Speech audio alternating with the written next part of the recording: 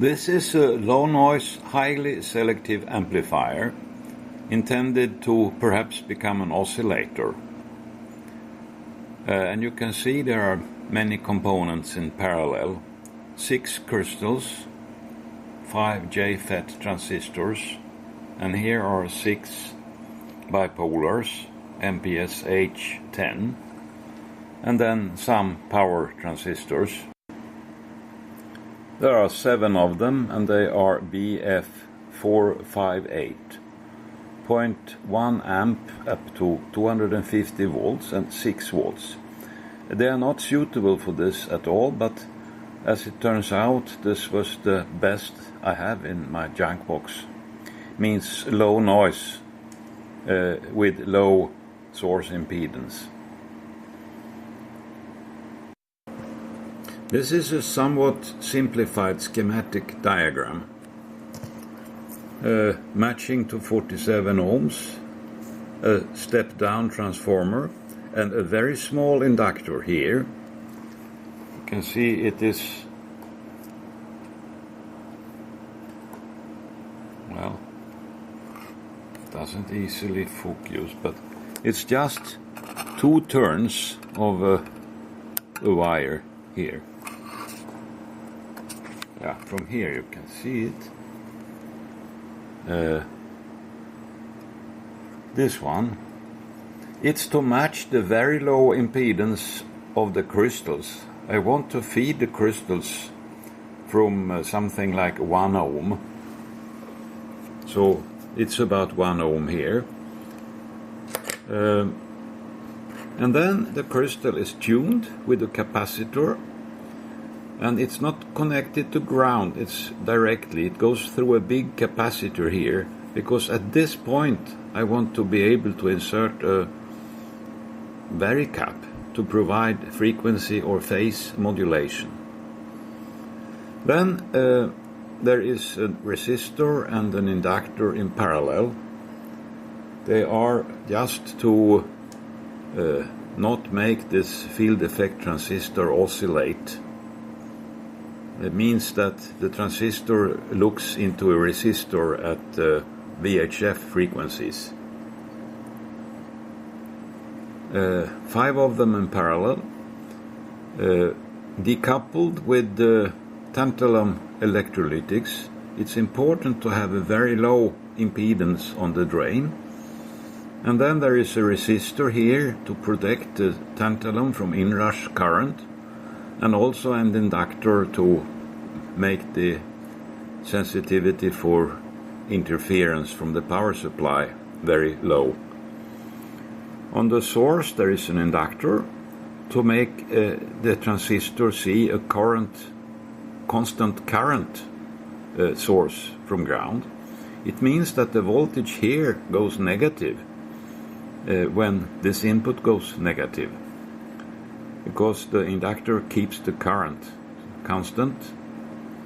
Then there are these bipolars, and actually I would need more than 6, but the more current I have, the more noise this produces.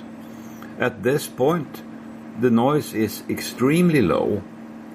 At this point it's significantly higher because of the noise from the bipolar.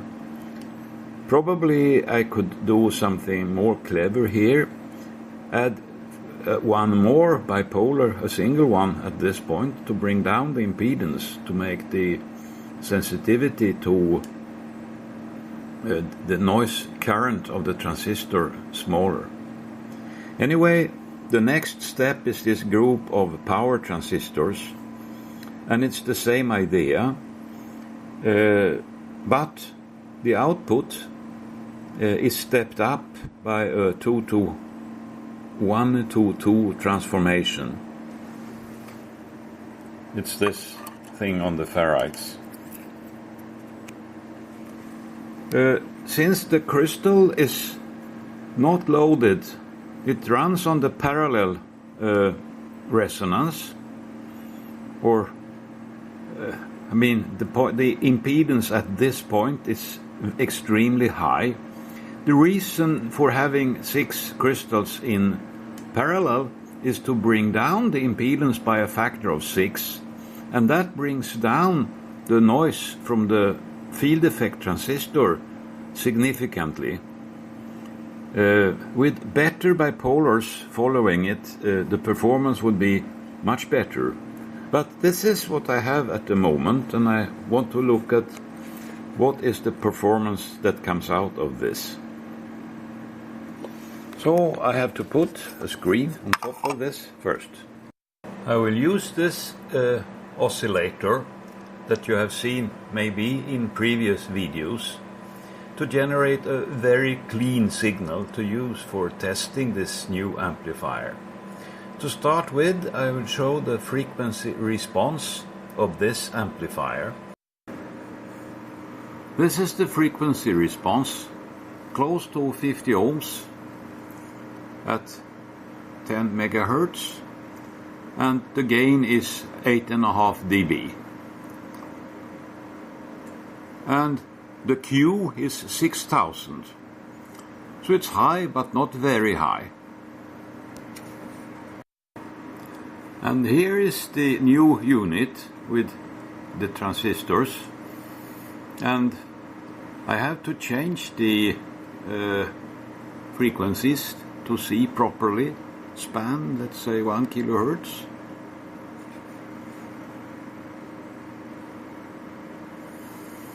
And then I can look for the bandwidth here.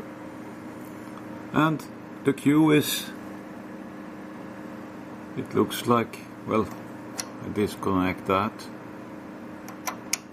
It's 87,000. So it's more than 10 times higher here. The gain is nearly 12 dB. So it has more gain and much higher Q.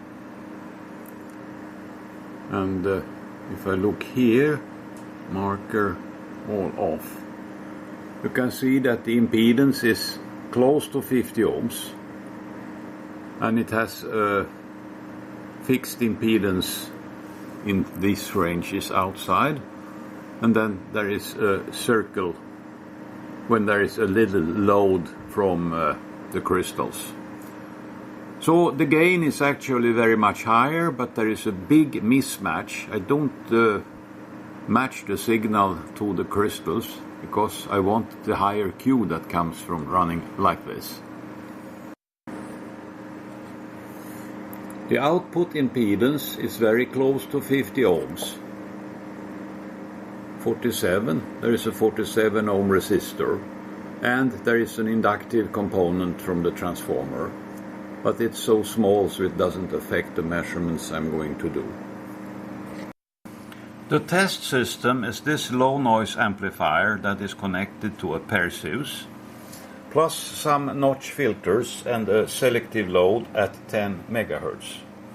A directional coupler, and the input to directional coupler is now connected to the network analyzer.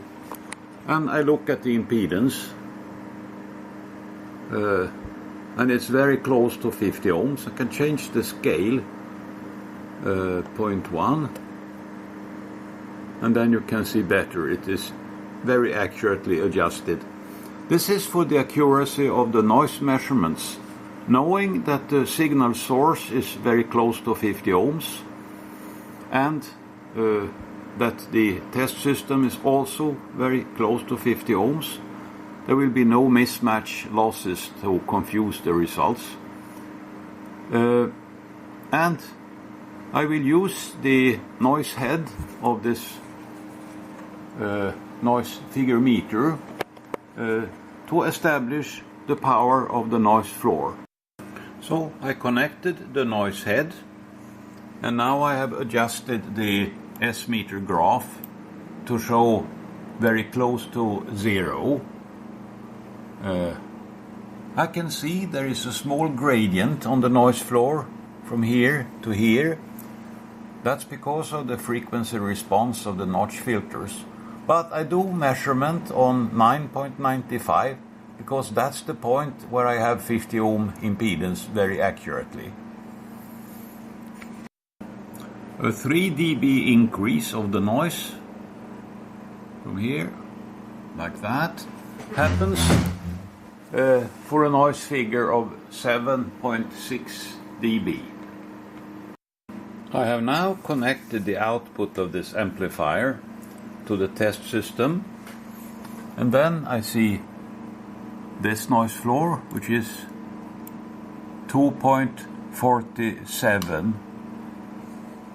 So it is a little bit less than the noise of the test system. I have now added a signal, and the output power is 20 dB above what you see here, because the directional coupler gives a coupling of -20. So the power is plus 19 dBm.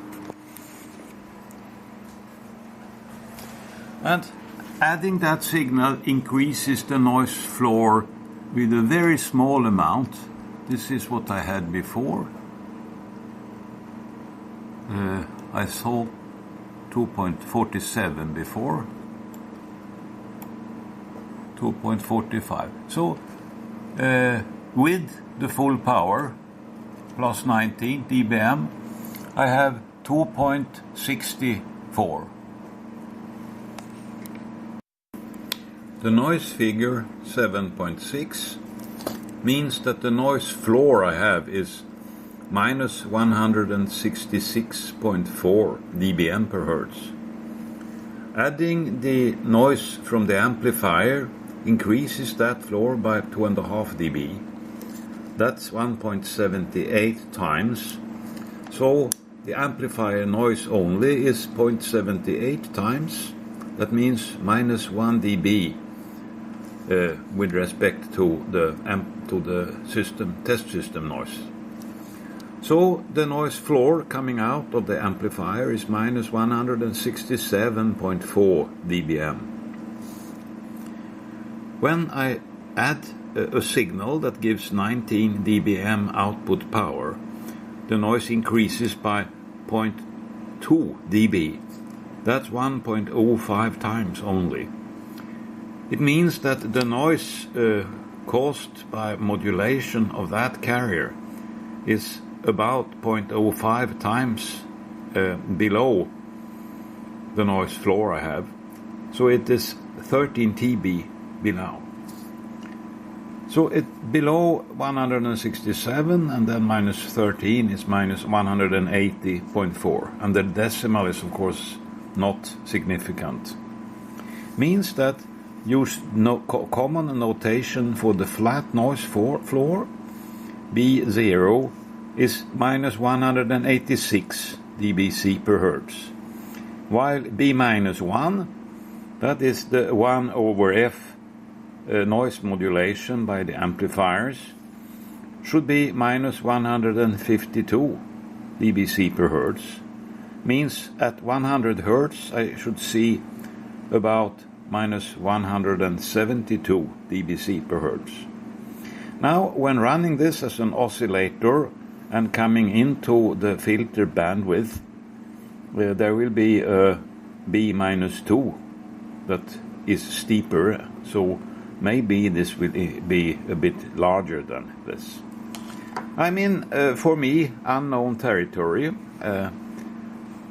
The transistors are not optimized for this purpose. It's what I happened to have around.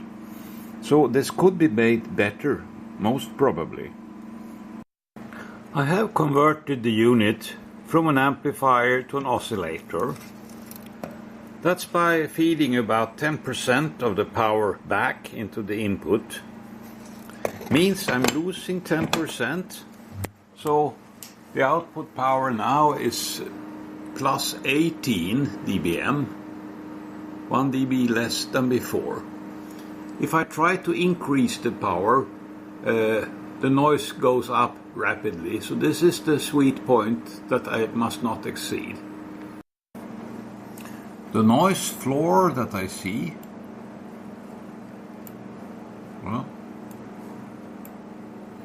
is 2.47 5, and the calibration I checked it, so this is 2.53 dB above the noise figure of the test system at 7.6 dB noise figure. So this is what I have found. The noise, the sideband noise is 1.79 times above the noise of the test system, and that is when the test system is also present. So the noise only that comes from the oscillator is 1 dB below the system of the test system noise. So that means at 50 kilohertz minus 167.4. Well, the decimal might not be so relevant. And the carrier plus 18 dBm means sideband noise is about minus 185 dBc per hertz. Not so bad, but not quite what I was hoping for. I will try to find more suitable components for this.